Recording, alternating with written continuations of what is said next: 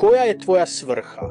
Vidite, u našem javnom obrazovanju uče nas da smo evoluirali iz ničega, iz majmuna. Zato ljudi misle da su ništa i zašto se osjećaju loše. Ali čim otvorite stranice Biblije, počinjete vidjeti drugačiju priču. Shvaćate da ste stvoreni posebni s ciljem, s planom. Vidiš, Bog te zaista duboko voli i nisi bezvrijedan.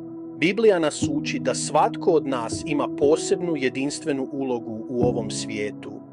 On daje životima smisao i smjer, pomažući nam da shvatimo pravu vrijednost i puni potencijal. Ako se osjećate izgubljeno ili bez svrhe, odaberite Bibliju, ne religiju. Religija može ugušiti dušu.